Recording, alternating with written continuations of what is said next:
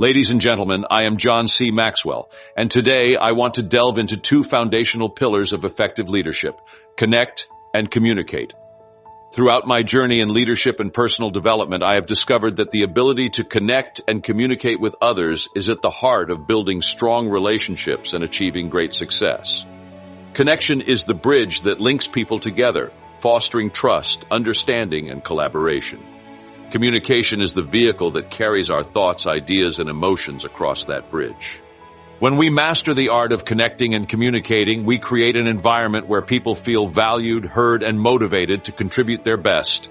Let us explore how we can enhance our ability to connect and communicate and thereby transform our leadership and our lives. I've never met an unsuccessful person who wasn't very self-disciplined. To be successful, you need to be able to control your time, keep your promises, and perform well. You also need to be able to meet goals and keep your life on track. We can't afford to have a life that is run by someone else or by our feelings. I learned a long time ago that people are split into two groups. Some people say, "I'll do it when I feel like it." Some people say, "I have to do it because I want to." If someone waits until they feel ready to move, they will never get anything done. The other person replies, "No, I need to move. Only then will I feel the moment." I agree with Sonia that self-discipline is important for both of us if we want to get things done. This weekend, I want to give each of you a task. It is easy to solve the problem. Feel free to ask yourself, am I being self-disciplined in my life? As you go through your weekend, which is sometimes that hopefully easier part of the week, do the things I should do make me feel good, or am I just waiting to enjoy the moment? Just do it, as our friends at Nike say. How do we figure out who we are? Kurt Kampmeyer's, someone who can really speak into our lives and make a difference. I can't say I did it, though. I went to a class on success that Kurt was giving, and I remember when it was. At the end of the class, I went up to him, introduced myself, and asked to make an appointment with him. Then he came to Lancaster and met me for breakfast at the Holiday Inn. It was that meeting over breakfast that changed my life. After that, I didn't see him again. From then until my 65th birthday, when my staff brought me, I had never seen him before. I talked about him a lot.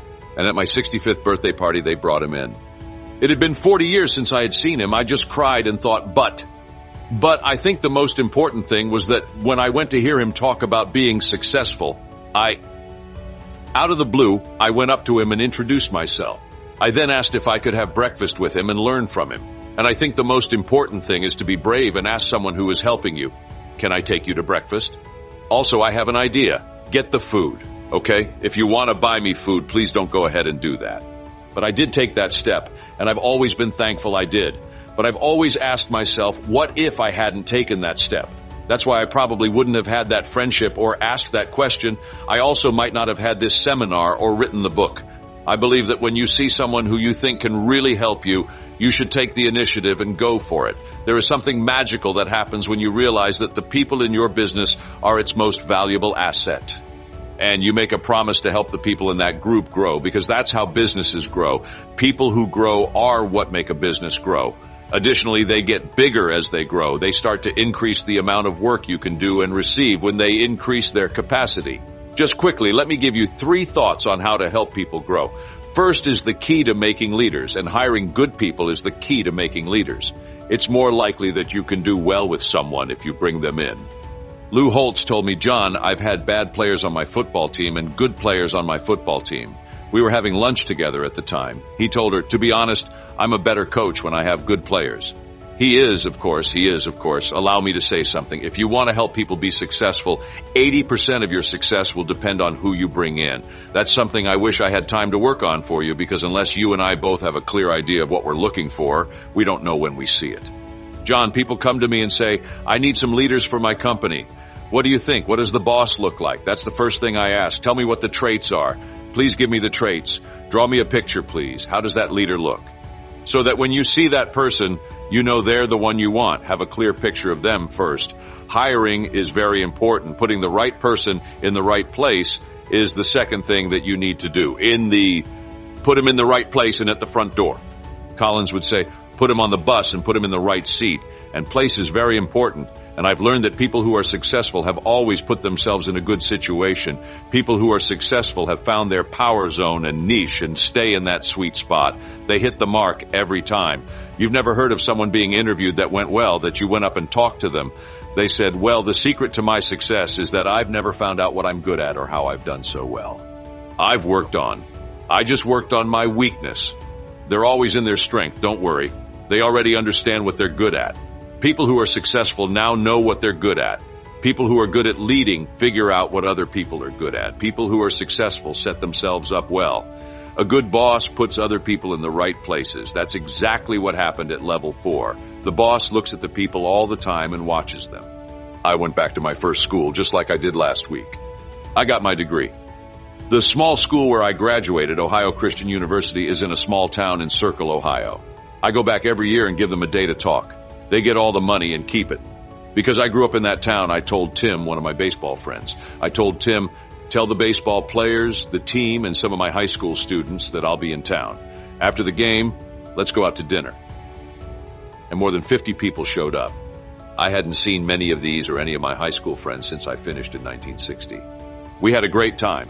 For 2 hours, we laughed, talked, and told stories. Our basketball teacher, Teacher Neff, came back. We hadn't seen him in years. When I saw him, I remembered those basketball scrimmages and myself. Because every year at the first practice, Coach Neff would take the first team and tell them, now play the second team. But there is one catch. Their spot won't be played by the first team. He would also move Doug Roth, who was 6'8", out of point guard. I remember that he put me under 1 year. He played offensively under center and moved all of the first team's players around. He let the second team play in their normal spot, though, and they always beat us in the spring game. Why did they always win? Because he would stop and say, let me just explain something. You can be very skilled, but if you're not in the right place, you will never reach your full potential. What did the coach teach us? We were getting coaching, and he taught us how important it is to get our positions right. As a boss, it's also important to put your people in the right place.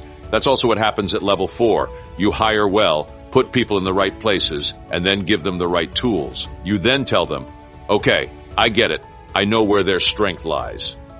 They are talented in a way I understand. I'm leaving now to prepare for them. I'm going to work with them to improve and train them. I also use for years and years a very simple 5-step process for getting equipped. It works great. Step 1, I do it. That's easy. You can't show someone how to do something that you can't do yourself. We teach what we know, but what we are is what we pass on. So if you want to make more of yourself, you have to do it. The first thing I need to do is do it. The second step is for me to do it and for you to join me. You are coming with me. We are going to spend time together now. I am going to be your teacher. I'm going to coach you. You'll keep an eye on me. You are going to watch me. I will be in different places and times. We're going to make sure it works. We'll make sure you can ask me things. On step 3, it's our turn and I hand you the ball. You do it, you do it. I'm now with you. What I'm doing is watching you and making small changes to help you get better. I'm just fine-tuning you. The 4th step is to do it. You do it.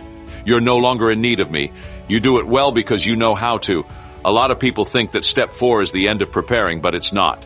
There's one more step that is very important. Step 5 is to do it with someone else. You haven't really trained and prepared someone until they can make more of themselves. That's where all the making is. That's where all the time and money that have been added together affect the whole process. You can start compounding when you can train someone who has already trained someone else. That's something I know a lot about because I started a charity called Equip 14 years ago. That is now the world's biggest ruling group. We've also taught and given tools to more than 3 million people in 154 countries. And that's important. We don't train anyone unless they promise to teach someone else. The process has to keep going. That's the 4th level. This level is very pretty. It's the level where you help people grow. Ladies and gentlemen, as we conclude our discussion on connect and communicate, I hope you have gained a deeper appreciation for the power of these 2 essential skills. Effective connection and communication are not just about exchanging information. They are about building relationships and inspiring action. Remember, true connection requires empathy, authenticity, and a genuine interest in others. It involves listening with intent and speaking with clarity and purpose. Communication is not a one-way street. It is a dynamic interaction that involves both giving and receiving. So as you move forward, commit to strengthening your ability to connect and communicate. Reach out to others with an open heart and a listening ear. Share your vision with clarity and passion. In doing so, you will create a network of strong, meaningful relationships that will support and amplify your leadership. Thank you for joining me today. May your journey be enriched by the connections you make and the conversations you share. Together, let us lead with empathy, communicate with impact, and achieve extraordinary things.